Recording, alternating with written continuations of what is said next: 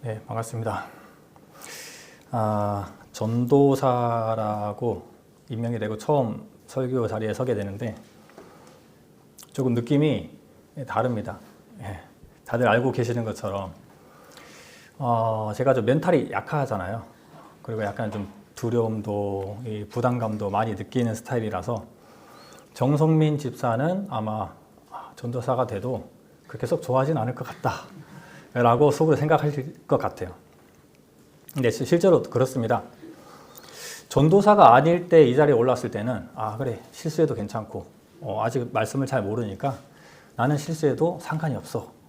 그래서 좀 더 담대한 마음으로 올라오지만 이젠 전도사라는 이름을 가지고 올라오는 것은 이제는 실수하면 안 되고 말씀도 더 조심해야 되고 말씀도 더 검증하고 올라와야 되고 더 많이 봐야 되고 기도도 더 많이 해야 되고 이렇게 모범이 되어야 되는 모습들이 있어요.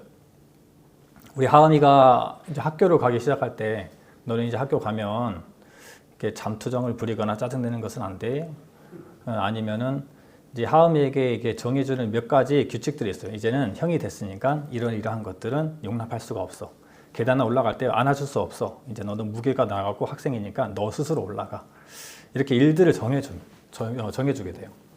마찬가지로 이제 사실 제가 뭐 집사의 일을 하든 전도사의 일을 하든 제 직무에 대해서는 바뀌는 게 없지만 이 전도사라는 직책으로 인해서 하나님께서 저에게 너 예전에는 이런 거 봐줬지만 이제는 이런 거 용납할 수 없다. 더 조심해라 라고 저를 이제 징계를 주실 수도 있고 여러 환경 속에 간섭하실 수도 있다는 생각 때문에 저는 그게 너무 두려워요. 그리고 두려움 한 가지는 또 무엇이냐면 많이 맡은 자에게 많이 달라 할 것이다 라고 하셨기 때문에 많이 맡고 싶지가 않더라고요. 그래서 사실 이 전도사라는 직책을 가지라고 할 때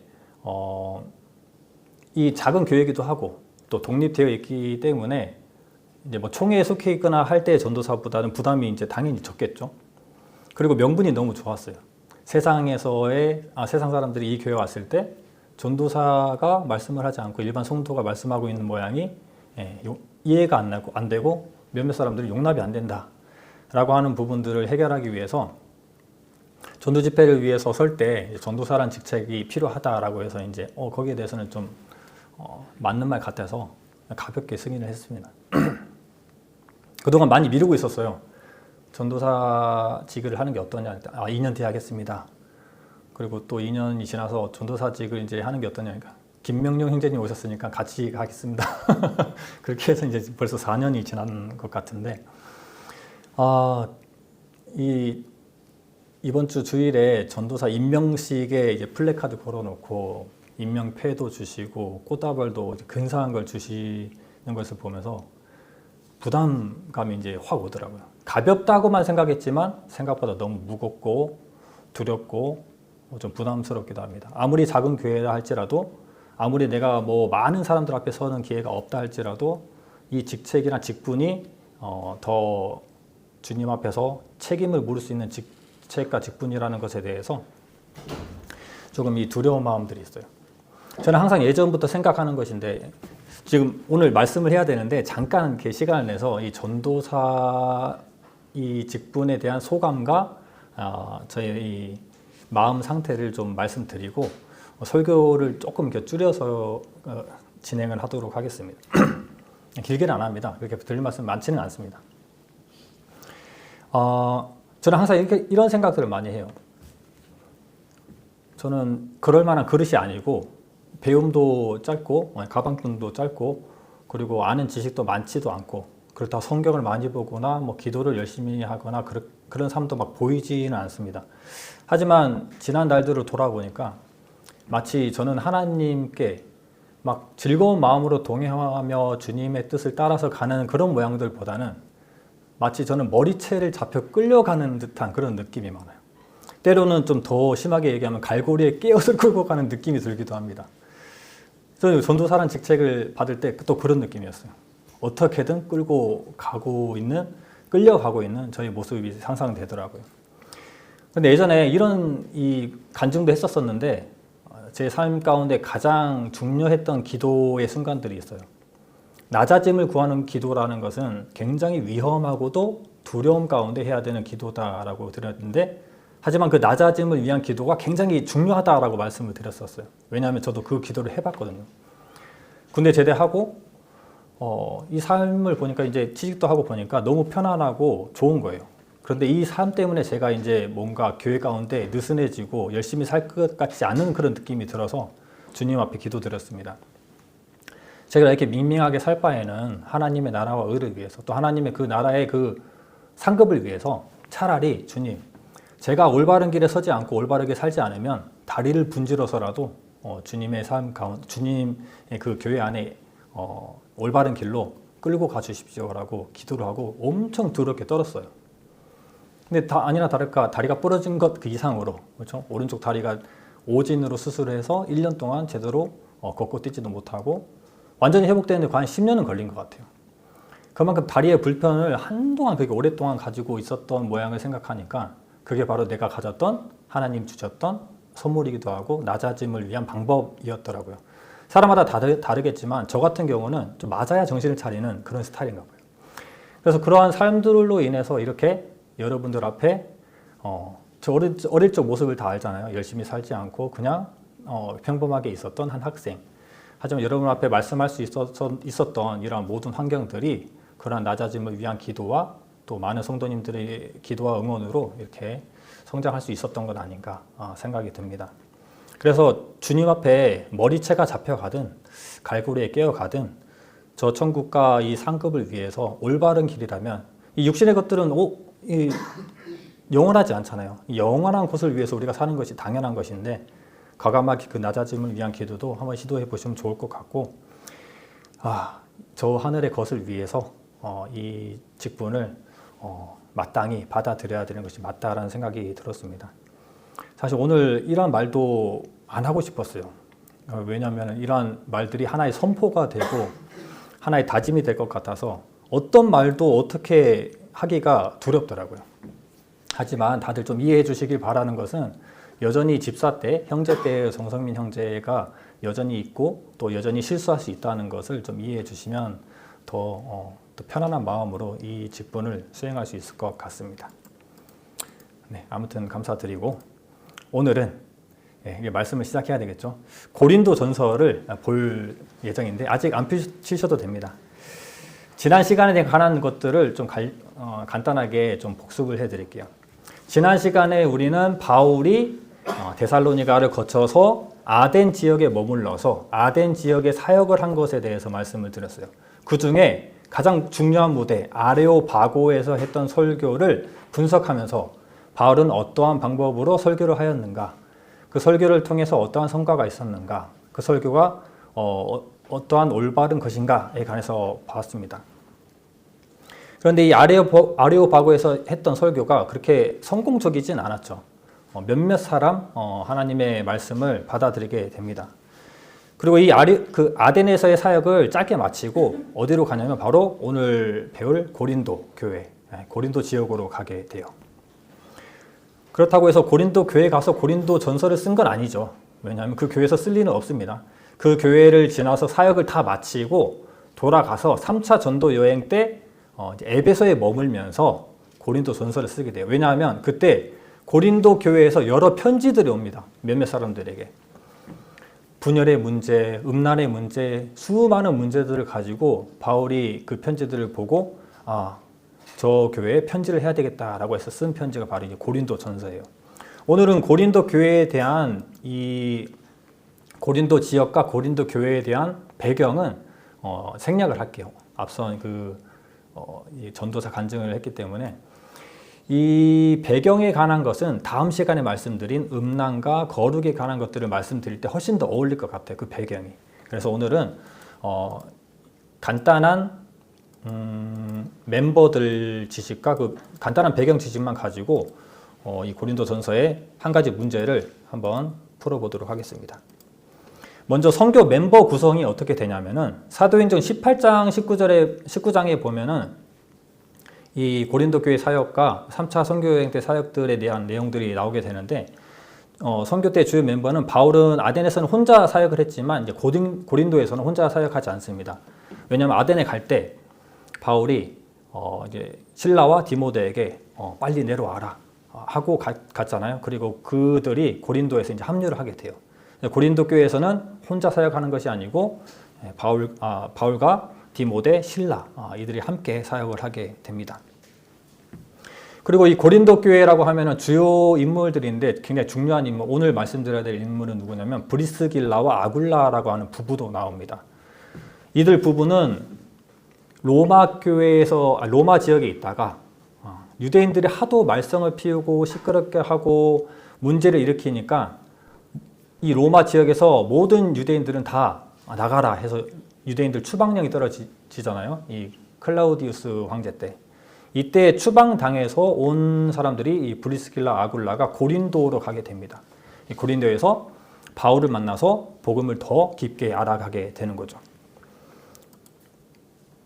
이런 이 배경 지식들이 다 필요합니다. 그리고 이제 바울이 고린도 교회의 사역을 마치고 이제 안디옥으로 이제 돌아가죠. 베이스 캠프로. 이제 그러면은 3차 전도행이 시작되면서 누가 에베소가 아니고 고린도 교회에 가게 되냐면 아볼로라고 하는 사람이 또 고린도 교회에 가게 돼요. 이러한 이유와 이러한 배경들 누가 주관하시는지를 오늘 깊게 살펴보면 좋을 것 같아요. 먼저 바울이 그들 교회 고린도 교회에 보냈던 고린도 전서에서 가장 먼저 나타나는 고린도 교회의 문제 중에 하나가 무엇이냐 바로 분열이라고 하는 문제입니다. 고린도 전서 1장 11절로 13절 말씀을 찾아보겠습니다.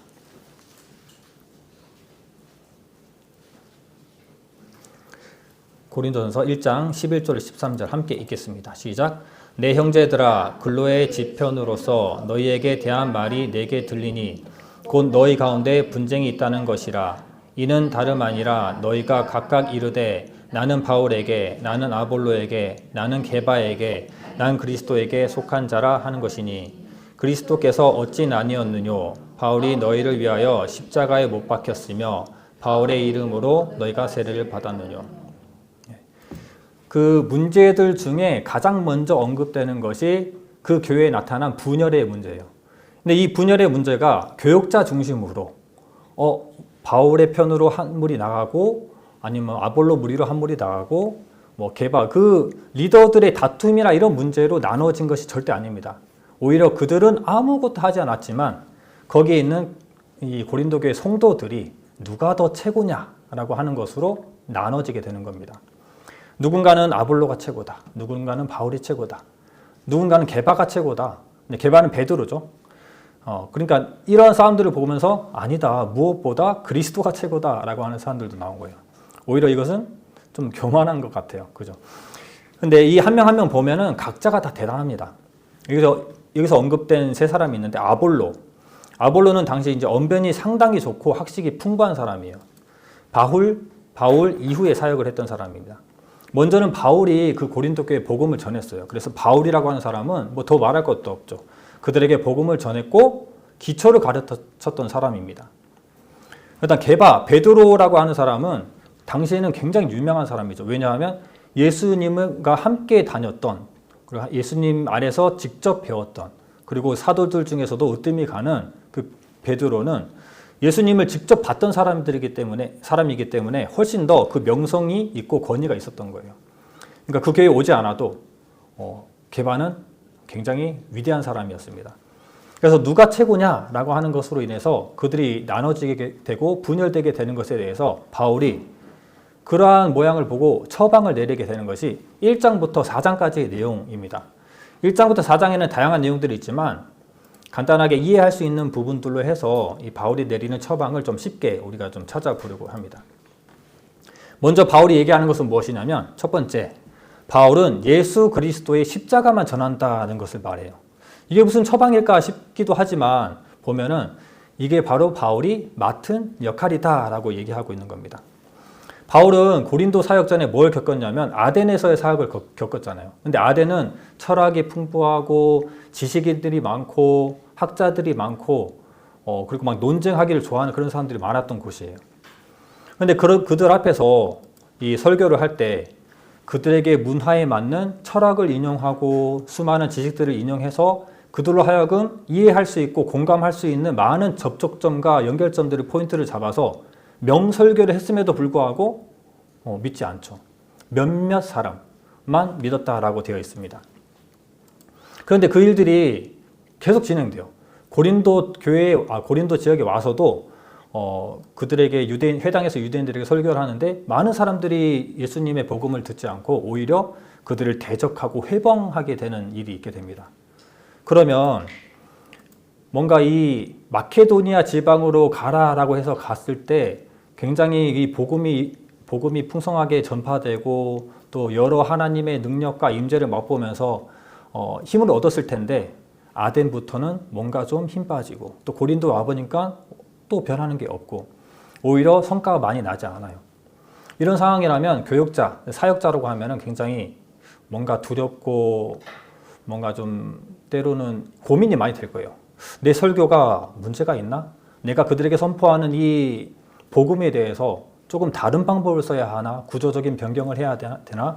아니면 그들을 설득할 만한 더 많은 지혜와 지식들이 필요한가? 이런 고민들을 할 겁니다. 근데 실제로 사도행전 18장 9절 10절에 보면 제가 읽어드릴게요. 그때 고린도 교회에 복음을 전했을 때 그 사람들이 바울 일행을 보고 대적하고 해방했을 때 성령이 나타나서 바울에게 한 말입니다. 밤에 주께서 환상 가운데 바울에게 말씀하시되 두려워하지 말며 잠잠하지 말고 말하라. 내가 너와 함께 있음에 아무 사람도 너를 대적하여 해롭게 할 자가 없을 것이니 이는 이 성 중에 내 백성이 많음이라 하시더라. 네, 바울이 아덴과 고린도에서 겪었던 그러한 큰 성과를 보지 못했던 일 때문에 뭔가 두려워하고 있을 때 성령이 나타나서 너는 하던 대로 그대로 말해라 라고 격려하십니다. 그래서 바울이 하는 얘기가 무엇이냐면 나는 오직 십자가 외에 아무것도 전하지 않을 것이다 라고 하는 다짐을 이렇게 하게 되는 겁니다. 아덴과 고린도에서 인간의 지혜나 설득력 이런 것들을 포함하고 필요로 하는 것이 아니고 결국 복음 자체가 더 능력이 있다는 것을 바울은 분명하게 알게 된 거예요. 내가 이들에게 첫 번째로 전할 것은 지혜와 지식과 모든 대단한 것들이 아니라 예수의 십자가의 복음을 전하는 것이구나. 그게 본인의 역할이구나 라고 얘기를 한 겁니다. 그렇게 다짐을 하고 그 일들을 진행해 나가는 것이 바로 이 바울의 일입니다. 고린도전서 2장 1절로 2절을 볼까요?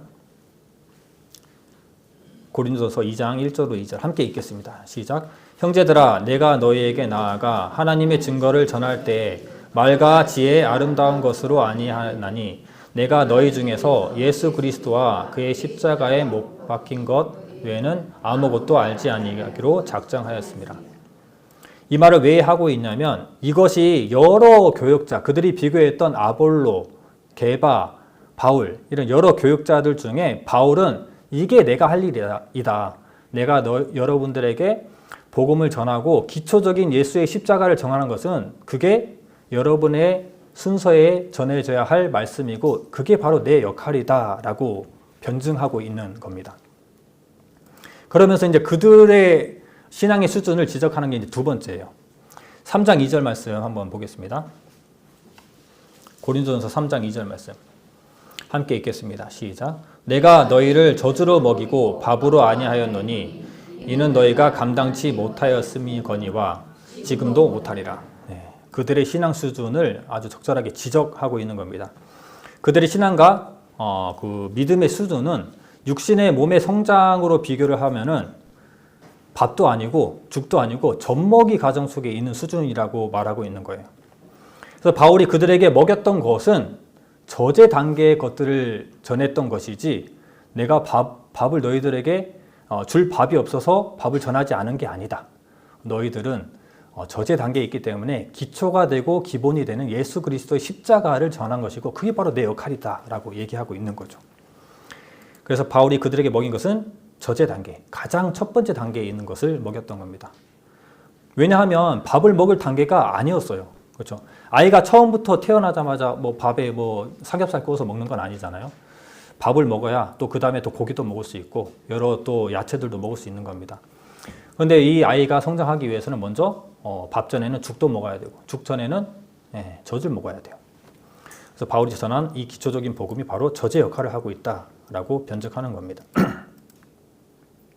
그래서 후에 누군가 밥을 먹였어요. 아볼로가 밥을 먹였던 것 같아요. 아볼로의 말은 현란하고 그리고 굉장히 지식이 풍부했던 사람인데 처음 밥을 먹어보니까 신세계예요.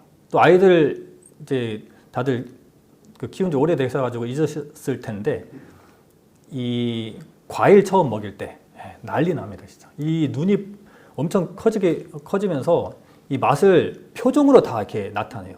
얼마나 맛있는지 그 신세계를 이렇게 표출해냅니다. 그래서 더 달라고 이제 하죠. 근데 처음부터 과일을 먹이면 안 되죠. 하지만 순서가 되었을 때 과일을 먹이는데 이제 씹을 만한 밥을 먹였을 때 반응이 너무 좋아. 그러니까 아볼로가 최고인데? 라고 하는 이런 말이 나오는 거죠. 근데 후에 누가 밥을 먹이니까 젖 먹인 바울보다 아볼로가 더 나은 것 같은 거죠.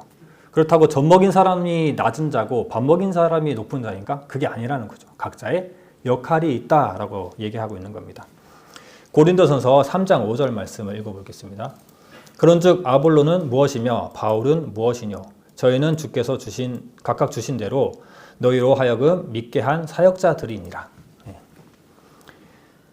아볼로고 바울이고 큰 자 작은 자 이렇게 하는 것이 아니라 오히려 각각 주신 대로 너희에게 믿게 하는 한 사역자들이다 라고 얘기하고 있는 겁니다. 그리고 이 세 번째로 말씀드릴 것은 그 교역자마다 역할이 다르다는 것을 여러 각도에서 이제 말씀해 주는 것이 3장 6절로 11절에 나옵니다. 3장 6절에서 11절 좀 긴데요. 함께 읽어보겠습니다. 시작. 나는 심었고 아볼로는 물을 주었으되 오직 하나님은 자라나게 하셨나니 그런즉 심는 이나 물 주는 이는 아무것도 아니로되 오직 자라나게 하시는 하나님뿐이니라. 심는 이와 물 주는 이가 일반이나 각각 자기의 일하는 대로 자기의 상을 받으리라. 우리는 하나님의 동역자들이요 너희는 하나님의 밭이요 하나님의 집이니라. 내게 주신 하나님의 은혜를 따라 내가 지혜로운 건축자와 같이 터를 닦아두매 다른 이가 그 위에 세우나 그러나 각각 어떻게 그 위에 세우기를 조심할지니라. 이 닦아둔 것 외에 능히 다른 터를 닦아둘 자가 없으니 더는 예수 그리스도라. 네. 이제는 농사의 과정으로 얘기하고 있습니다. 바울은 심었고 심으면 이제 뭘 해야 되죠? 물을 줘야 되죠. 아볼로는 물을 줬다라고 얘기하고 있어요. 분열 중에 완벽한 처방이 이제 진행이 되고 있는 겁니다. 그리스도라고 하는 기초 위에 바울은 그들을 심었고 아볼로는 물을 줬다라고 그림을 그려내고 있어요.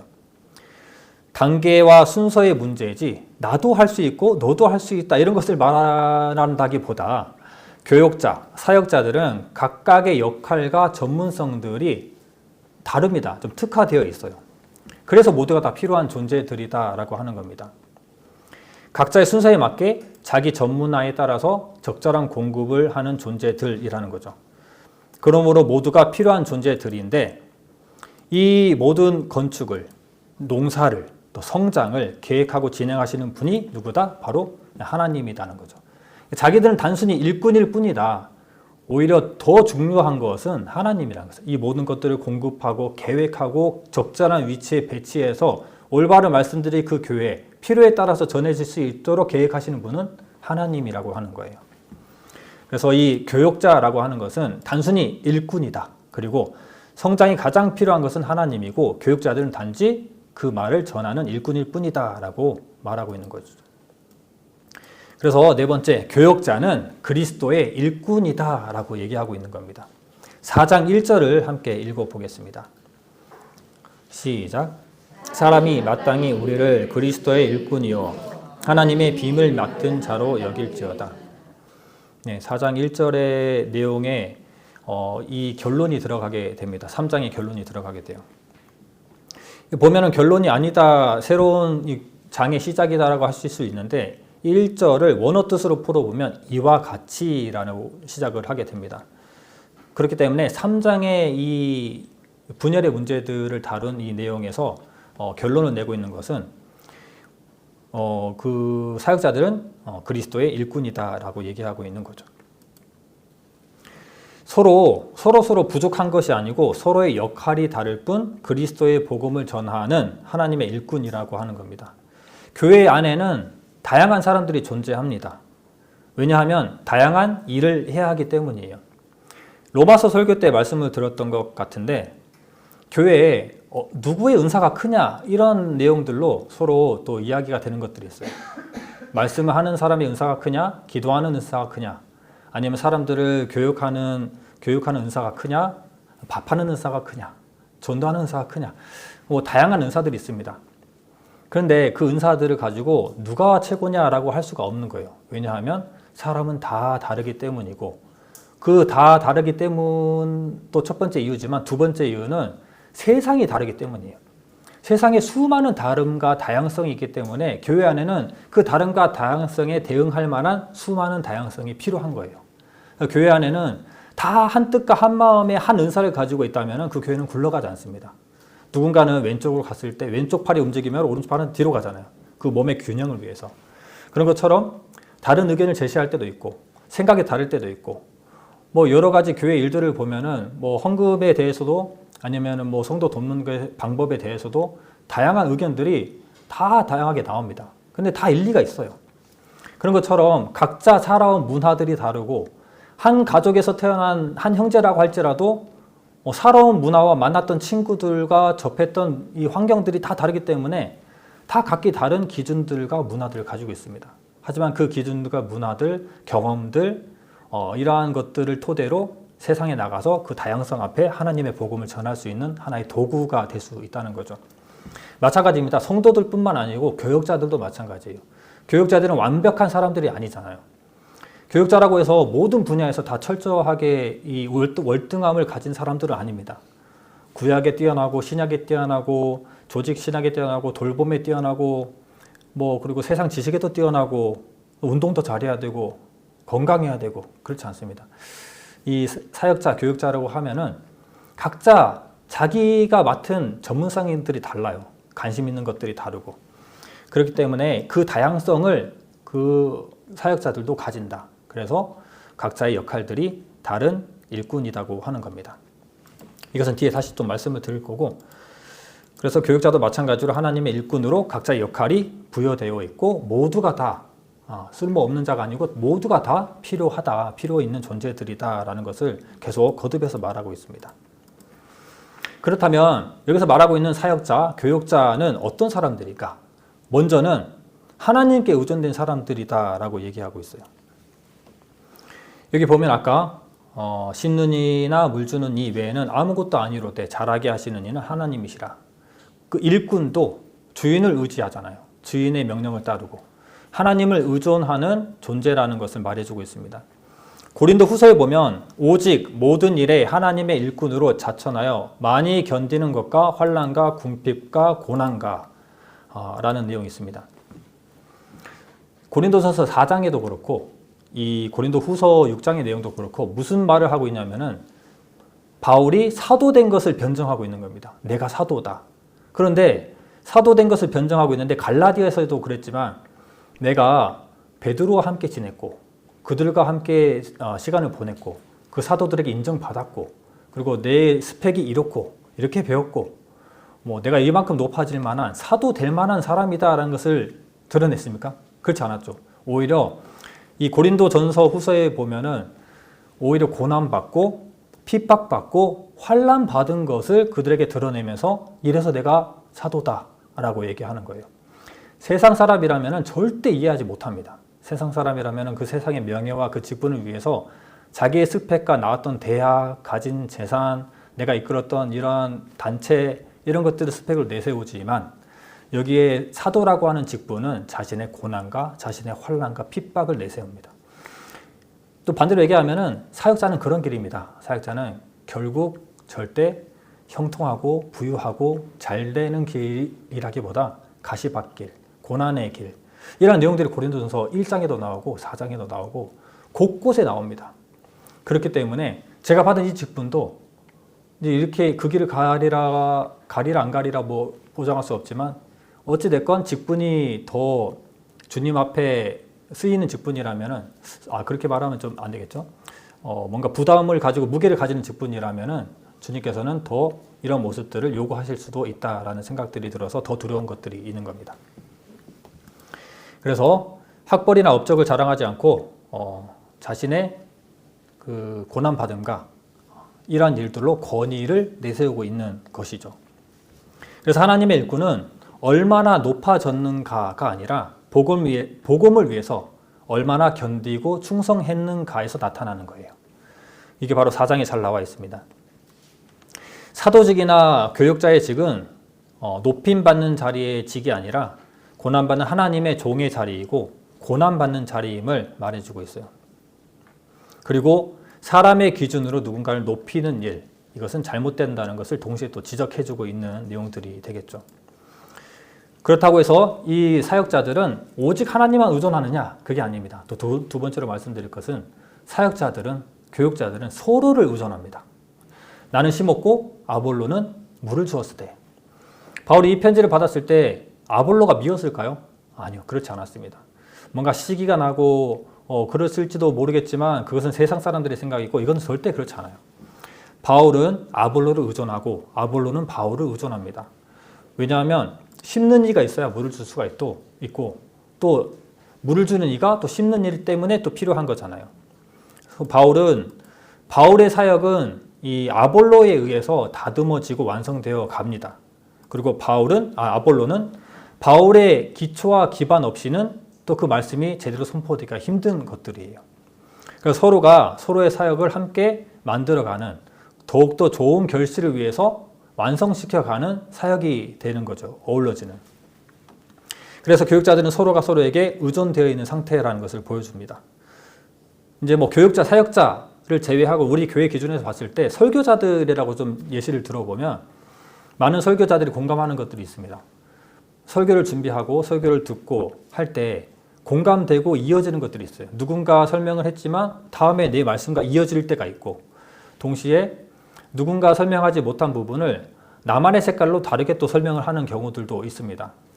그래서 이 설교자들이 한번 모여서 그때 이 말씀을 그 남작년에 해별교제 시간에 했던 적이 있는데 그런 것을 보면서 다들 특별한 그 마음들을 느끼더라고요. 이거 다음에 내가 할 말씀인데 어떻게 이렇게 이어질 수가 있지? 라고 깜짝 놀라더라고요. 그러니까 이러한 계획과 판의 이 계획들을 하나님께서 다 이끌어 가신다. 이 교회에 필요한 말씀들을 이렇게 설교자들을 준비하게끔 도와주신다는 것들을 보게 되거든요. 그래서 이 사역자가 한 사람이 가지고 있는 능력은 완전하지 않잖아요. 내가 가지는 시각 가지고 이렇게 말씀을 전파하면은 다른 사람의 시각으로 더 보완하고 또 다른 사람의 시각으로 좀 더 보완하고 해서 더 완벽한 메시지를 우리가 받아낼 수 있게 되는 겁니다. 그래서 설교자는 서로가 서로에게 의존되어 있는 존재다라는 것에 대해서 말해주고 있어요. 그리고 이 설교자들 보면 관심 있는 분야들이 다 다르죠. 색깔들이 다르잖아요. 목사님의 설교 색깔과 전도사님과 또 채집사님과 이런 설교의 색깔들이 다릅니다. 누군가는 역사를 잘 다루고 누군가는 예언서를 잘 다루고 종말에 대해서 잘 다루고 누군가는 깊이 있게 잘 다루는 사람들이 있습니다. 그래서 이런 사람들을 보면서 성경을 깊이 있게 보는 게 최고지. 아니야, 역사가 최고지. 아니, 예언 풀어가는 게 최고지 라고 말하고 있는 게 고린도 교회에서 나타나는 문제라고 하는 거예요. 하지만 그것은 하나의 역할이지 다 필요 없고 누가 높고 낮고가 아니다라고 이렇게 쉽게 말해서 말씀드릴 수가 있을 것 같습니다. 그리고 세 번째는 그렇다면 서로를 위해 존재하고 하나님을 위해서만 의존되는 사람들이냐? 그렇지 않습니다. 사역자는 누구를 위해서 존재하냐면은 성도들을 위해서 존재한다. 이 교회를 위해서 세워진 사람들이다 라고 되어 있습니다. 이 성경에 보면은 성도들의 것이다 라고 말하고 있어요. 고린도전서 3장 22절의 말씀을 한번 읽어보겠습니다. 함께 읽겠습니다. 시작. 바울이나 아볼로나 게바나 세계나 생명이나 사망이나 지금 것이나 장래 것이나 다 너희의 것이요. 네, 여기까지입니다. 사역자란 교회를 위해서 그리고 성도들을 위해서 있는 존재들입니다. 성도들이 사역자를 위해서 있다면은 그 사역자의 통치 아래 살아가기 위해서 사역자를 선택해서 줄을 선다면은 그건 모습이 정상적인 모습이 아니겠죠. 오히려 하나님의 일꾼된 사역자가 성도들을 위해서 있는 것이다 라고 말하고 있어요. 이렇게 말하면 사역자가 너무 낮게 느껴지고 뭔가 좀 불쌍하게 느껴지기도 하는데 좀 다르게 말해보면 주님께서 사역자를 세우신 이유는 사람들을 구원하기 위해서 복음의 말씀을 전하기 위해서 바울에게 지혜와 지식과 성령을 주어서 복음을 전하도록 많은 사람들에게 또 많은 교회들에게 생명을 주게 하기 위해서 위치한 거잖아요. 그러므로 바울이, 아볼로가, 게바가 다 누구를 위해서 필요한 존재들이다? 성도들을 위해서 필요한 존재들이라는 겁니다. 좀 더하여서 로마서 1장 14절에는 이렇게 말하고 있습니다. 헬라인이나 야만인이나 지혜 있는 자나 어리석은 자에게 다 내가 빚진 자라라고 말하고 있어요. 왜 빚진 자지? 만나보지도 않는 사람들. 또 이 내용들을 보면은 헬라인, 야만인, 지혜 있는 자, 어리석은 자는 전 세계 모든 사람들을 얘기하고 있는 겁니다. 모든 사람들에게 바울이 왜 빚진 자일까? 어떠한 관련이 있길래 빚을 졌을까? 왜냐하면 말씀을 전해야 할 빚이 있는 겁니다.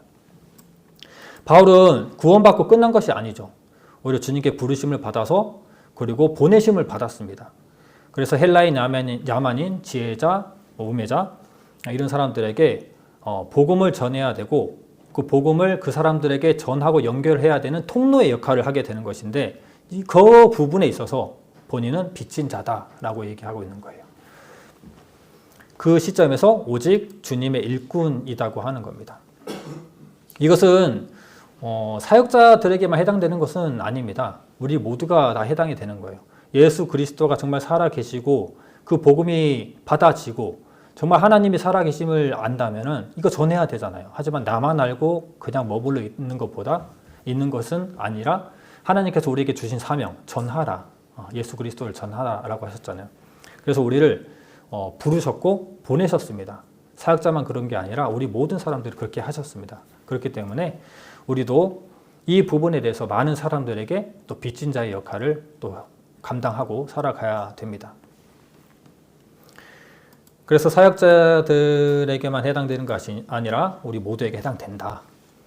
그리고 이러한 일꾼의 개념으로 생각하면은 사역자는 이 고난받는 짠한 것들만 좀 생각이 나죠. 하지만 그 고난이 아까 말씀드렸듯이 그 고난이 증명되기 때문에 권위가 된다라고 하는 겁니다. 자, 이렇게 해서 바울은 또 여러 가지 변증의 것들이 있지만 우리가 좀 이해할 수 있고 또 굵은 것들 위주로 가져왔어요. 바울은 이렇게 변증했습니다. 나는 하나의 일꾼이고 각자 각 교육자들은 다 필요한 존재들이다라고 변증하고 있는 거예요. 이렇게 처방을 내리고 있는 거예요. 그러면은 이번에는 좀 역사의 중심으로 가서 하나님의 섭리를 한번 좀 봐야 될 필요가 있어요. 이때 당시에 이들이 어떻게 배치가 되었는가, 그리고 왜 이렇게 움직였는가라고 하는 것들을 보기 위해서 이제 사도행전을 찾아서 이때의 편지가 전해질 때 역사를 포함하고 있는 이 역사 가운데 하나님께서는 어떻게 일하셨는가를 한번 알아보도록 하겠습니다. 사도행전 18장 18절로 21절입니다.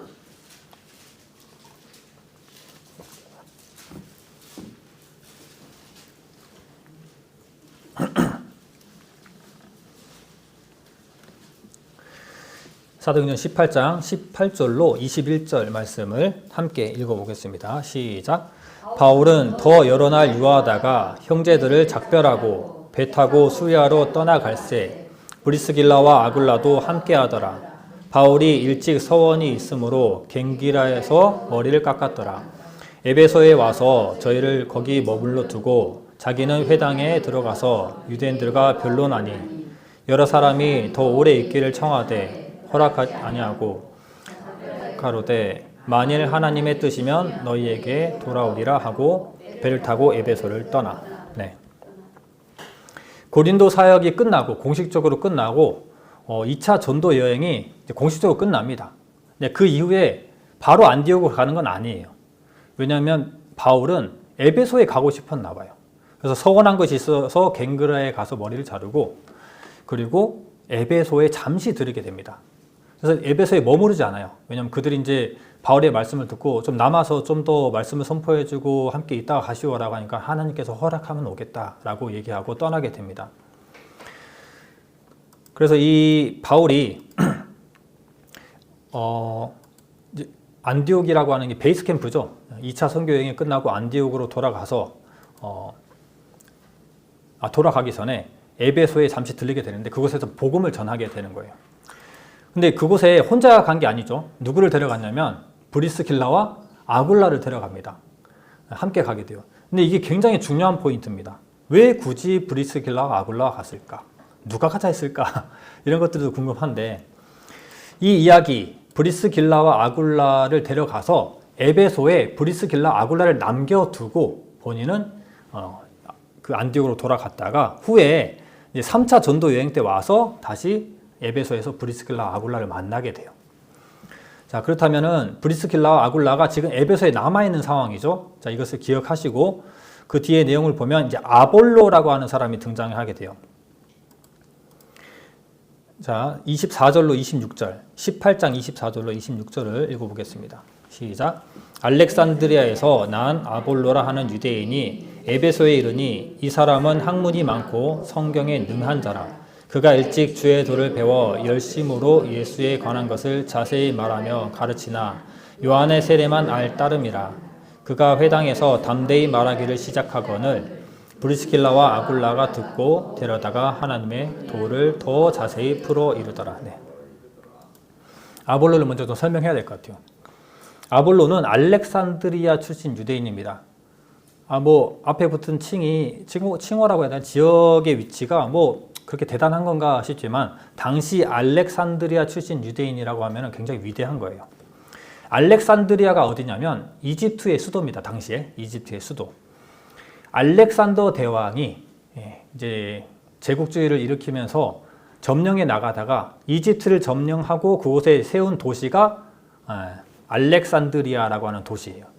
그리고 이 알렉산더는 일찍 죽었잖아요. 그리고 그 이후에 4명의 장군들로 분할 통치가 되게 되는데, 이 이집트를 누가 맡느냐? 바로 프톨레미가 맡게 됩니다. 이때 이제 프톨레미와 우리가 잘 알고 있는 클레오파트라가 함께 통치를 하게 되는 역사들이 이렇게 진행이 돼요. 근데 이때 어떤 일이 있게 되냐면은 프톨레미 2세 때, 기원전 3세기입니다. 예루살렘에 많은 학자들을 요청해요. 이곳에 많은 학자들을 좀 보내달라. 무엇을 하기 위해서냐면, 히브리어의 성경, 구약의 모든 성경들을 헬라어로 번역하는 일이 있게 돼요. 그래서 우리가 잘 알고 있는 70인역이라고 하는 세투아진트가 이렇게 나오게 됩니다. 그만큼 이 이집트의 알렉산드리아라고 하는 수도는 굉장히 문학적, 철학적 많은 학문들이 발달되었고, 굉장히 중요한 것은 무엇이냐면, 우리가 지난 시간 봤던 아덴에서는 철학적 요소로는 하나님을 찾지 못했습니다. 하지만 이 알렉산드리아에서는 유대교, 예루살렘에 있는 많은 학자들을 초청을 했기 때문에 히브리어로 된 헤브라이즘의 진리와 또 세상의 지식의 최고에 있는 이 헬레니즘과 헤브라이즘이 결합되는 굉장히 진리에 근접한 그런 지식들이 넘쳐났던 곳이 바로 이 알렉산드리아라고 하는 곳이에요. 근데 그곳에서 유대인의 생활을 하면서 많은 것들을 배우고, 그 중에서도 유명하다 할 정도의 사람이라면 정말 아볼로는 정말 대단한 사람입니다. 우리가 생각하는 정치인들 중에 말 잘하고 똑똑한, 아니면은 TV에서 봤던 진짜 지적인 누군가, 그런 사람들을 떠올려서도 어울릴 정도로 아볼로는 굉장히 위대한 사람이에요. 그런 아볼로가 누구를 만나게 되냐? 에베소에 와가지고 브리스길라와 아굴라를 만나게 됩니다. 근데 브리스길라 아굴라가 이 아볼로의 설교를 들어보니까 굉장히 학식이 풍부하고 언변이 너무 좋아요. 그런데 들어보니까 무엇만 알고 있어요? 예수의 것을 전하고 예수님의 복음을 가르친다고 하는데 들어보니까 뭔가 부족해. 요한의 세례만 전할 뿐이다 라고 얘기하고 있습니다. 요한의 세례만 전한다고 하는 것은 오실 메시아 예수 그리스도를 전하고 있는 상황이거든요. 모르겠어요. 그때 당시 예수를 얼만큼 더 전했는지 모르겠지만 완성된 복음이 아니었던 것 같아요. 그래서 브리스길라 아굴라는 누구에게 복음을 배웠죠? 바울에게 복음을 받아들이고 배웠잖아요.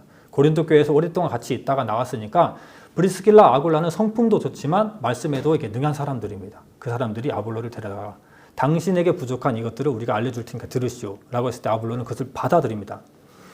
아볼로가 그동안 배웠던 수많은 오실 메시아에 대한 내용들, 그리고 그 많은 학식들, 철학들, 수많은 지식과 언변들 가운데 이 바울의 지식과 예수 그리스도의 복음의 지식과 예수님이 죽으심과 부활하심과 다시 오심과 성령에 관해서 다 들었을 때 모든 퍼즐들이 완성되는 겁니다. 그래서 아볼로는 이제 완전하게 복음을 전할 수 있는, 밥을 떠먹일 수 있는 사람, 또 기초를 전할 수 있는 사람이 되는 거죠. 이렇게 아볼로가 완성이 돼요. 여기서 이렇게.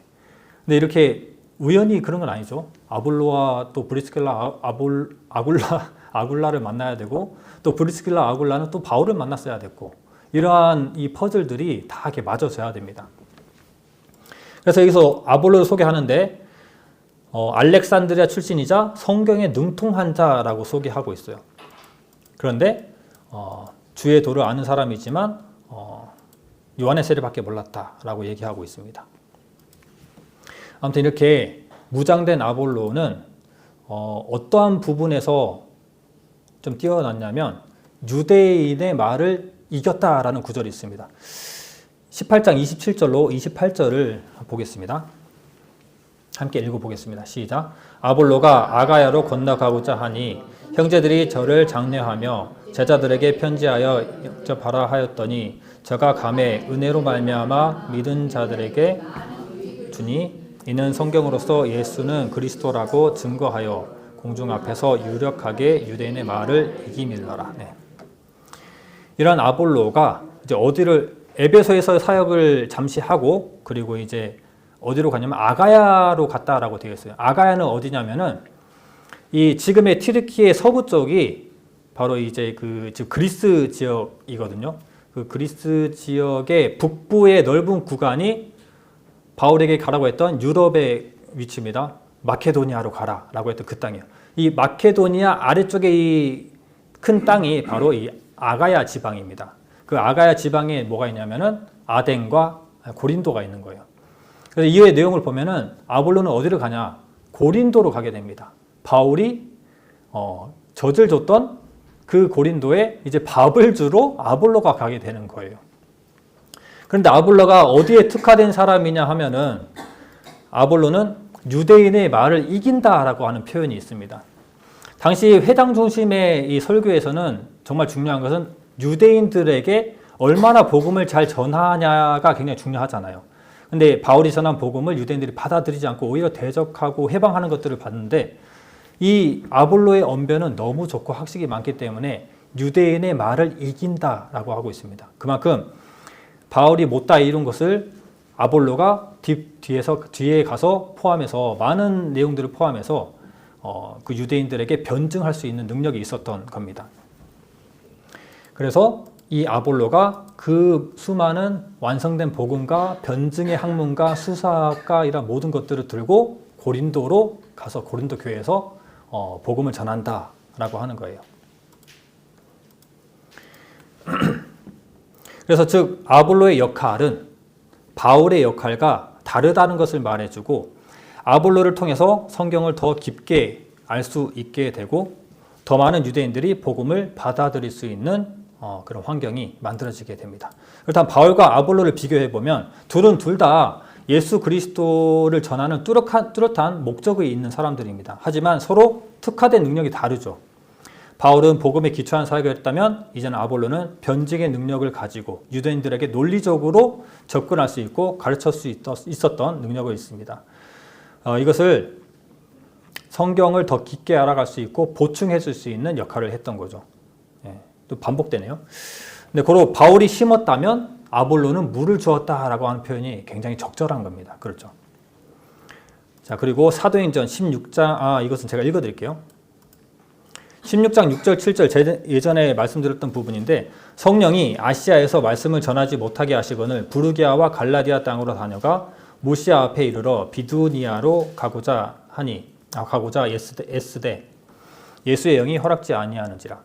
바울은 원래 처음부터 에베소에 가고 싶어 했습니다. 2차 선교 여행의 가장 큰 중심적 역할은 이 에베소에 가는 거였어요. 왜냐하면 에베소가 그 지역의 수도거든요.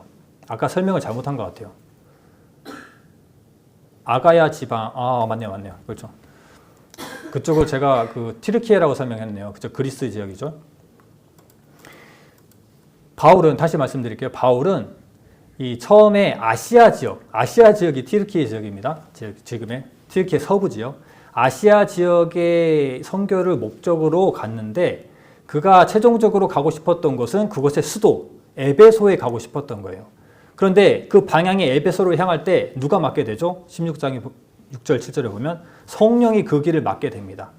그 길을 막아서 어디로 가라고 얘기하냐면 마케도니아로 가라고 얘기해요. 이쪽으로 틀었더니 안 된다. 저쪽으로 틀었더니 안 된다.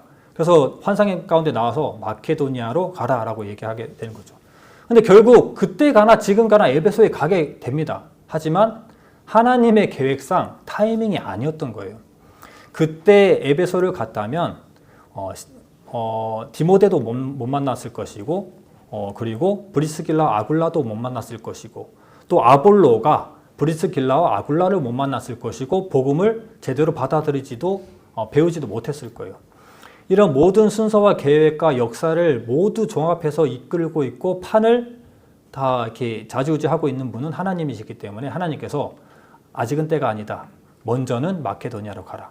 그리고 아덴 갔다가 데살로니 갔다가 아덴 갔다가 고린도 갔다가 이후에 에베소로 가고 3차 전도 여행 때는 허락합니다. 왜냐하면 아볼로가 에베소의 사역을 마쳤기 때문에 이번에는 바울이 에베소로 가게 되고 또 고린도 교회의 사역을 바울이 마쳤기 때문에 그 다음에는 아볼로가 그곳에 가게 됩니다.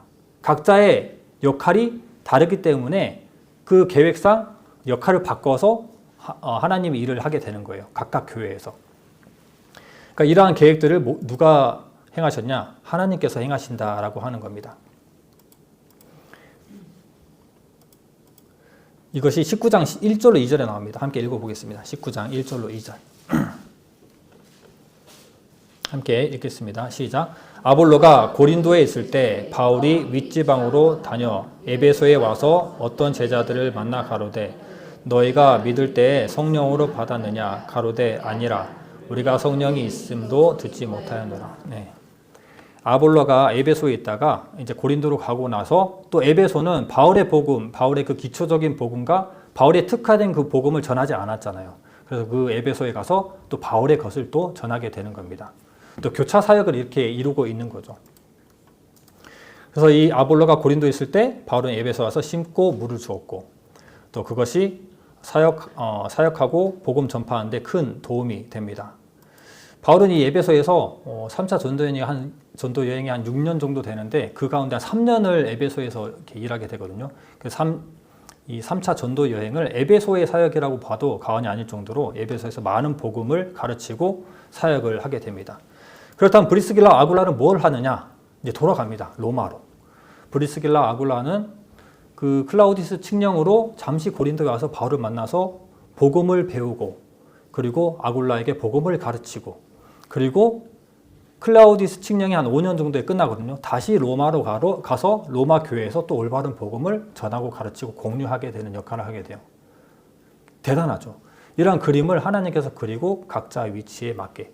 클라우디우스 칙령, 이러한 것도 세계사에서 큰 역할들을 하지만 이런 것마저도 하나님의 손길이 담겨 있다라고 얘기하는 겁니다. 그러니까 하나님께서 이 사역자들과 교육자들의 삶을 보고 각 교회에 필요한 대로 이번에는 이 사역자를 이 교회에 가서 필요에 따라서 공급해 주시고 또 그리고 그 다음에는 이 교회를 옮겨서 공급해 주시고 교차해서 공급하게 하시고 그리고 누구를 만나게 하고 또 누구를 만나게 하고 이렇게 해가지고 복음을 더욱더 완성하고 더 풍성하게 전해질 수 있도록 세계사도 만지시고 역사를 세밀하게 조정하시고 각자의 심령에 성령님의 음성으로 이쪽으로 가라 저쪽으로 가라 세밀하게 조정하시고 계획하시는 것을 봅니다. 이런 것들을 보면서 정말 하나님의 계획과 섭리는 위대하고 대단하다라는 생각들이 들어요. 최근에 우리가 일을 겪었잖아요. 정영호 전도사님께서 말씀을 전하는데 이상 증상이 있었죠. 근데 이것도 정영호 전도사님이 직접 말씀하셨습니다.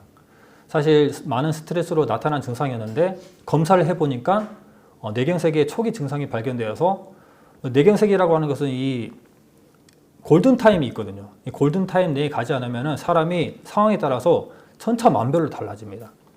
그런데 이것을 검사해서 알게 되었어요. 그런데 원래 계획은 전도사님이 먼저 그날 정영호 전도사님이 설교하는 날이 아니라 오정철 전도사님이 설교하는 날인데 바꿨단 말이에요. 이런 바꾸는 계획들을 하나님께서 다 이렇게 간섭하시고 계획하신다는 거죠. 그로 인해서 본인의 설교가 아니었다면 객지에 혼자 계셨을 거 아니에요. 그러면 많은 부분들 악화될 수 있고 상황이 더 안 좋아졌을 수도 있습니다. 하지만 많은 사람들에게 문제점을 노출시키면서 많은 사람들의 이 조문을 얻고 그리고 자기 본인이 가고 싶지 않았지만 그 많은 사람들의 강요로 인해서 병원에 가게 됐거든요. 그러한 것들이 공개적으로 드러나지 않았다면 정말 생각만 해도 끔찍한 상황까지 갈 수 있는 겁니다. 하지만 저는 이 일들을 보면서 주님 왜 이렇게 정용호 전도사님을 힘들게 하십니까? 왜 이렇게 힘든 일만 이렇게 연속되게 나타납니까? 라고 기도하면서도 원망스러운 이러한 말투들이 많이 나왔지만 알고 보면은 한 사람을 넘어뜨리고 더 짓누르기 위한 역사가 아니라 사람을 살리기 위한 역사라는 것을 우리가 이번에 보게 되었잖아요. 그 일들을 보면서 정말 주님의 임재다. 하나님께서 함께 하셨다는 것에 대해서 확신을 가졌습니다. 그러므로 우리가 각 사역자들마다 색깔이 있고 설교가 다릅니다. 하지만 그들을 판단하고 누가 최고냐 할 것이 아니라 각자 필요한 설교들을 하는 사역자들이고 교육자들이다라는 것을 생각하면서 하나님의 일꾼들에 대해서 고난받는 일꾼들의 그 권위를 높여주는 일들에 함께 해야 될 것입니다. 마무리를 하겠습니다. 우리는 모두 다 그리스도인의 일꾼입니다. 이 오늘 나왔던 등장인물들을 정리해 보면 복음 전파와 그 기초를 위해서 바울이 필요했죠. 그리고 수사학과 여러 학문에 능통한 아볼로를 통해서 이 말씀을 깊게 알아갈 수가 있었고, 그리고 이 순종과 좋은 행실을 보이는 사람들이 있습니다. 바로 브리스길라, 아굴라요. 이들을 통해서 많은 사람들이 그 착한 행실을 통해서도 하나님을 믿기도 하고 또 그가 배운 복음을 통해서 또 하나님을 믿기도 합니다. 그리고 함께했던 동역자 실라와 디모데의 역할도 분명히 있습니다. 무엇보다 중요한 것은 심는 자, 물 주는 자 각각 역할이 있지만 가장 중요한 것은 그것을 자라나게 하는 하나님이 계신다는 것을 우리가 명심해야 될 겁니다. 하나님은 한 사람을 정해서 그 한 사람으로 일하지는 않으십니다. 교회도 마찬가지예요. 어떤 사람은 복음을 전하고 어떤 사람은 양육하고 어떤 사람들은 섬기고 어떤 사람들은 기도합니다. 그런 사람들을 보면서 또 그러한 교육자들을 보면서 우리는 비교하는 것이 아니라 하나님이라고 하는 하나님의 밭에서 함께 일하는 일꾼이자 동역자다라고 얘기할 수 있어요. 그리고 마지막에 봤던 내용들을 가지고 우리에게 만납니다. 우리가 이러한 구성원을 형성하고 있는 이런 모든 모양들이 우연이 아니다는 것을 예전에 한번 말씀드렸던 것 같은데, 우리가 이렇게 만나고 이런 구성원들로 하나의 공동체와 교회를 형성하고 있는 것은 우연이 아닙니다. 하나님의 계획 아래에서 이렇게 형성된 것이라고 생각하시면 더욱더 감사가 되고, 하나님께서 짜놓은 판 위에서 우리 안에 있는 성령을 따라서, 성령님의 음성을 따라서 우리의 삶에 많은 것들이 움직이고 있다는 것을 꼭 기억하고 명심하시기 바랍니다.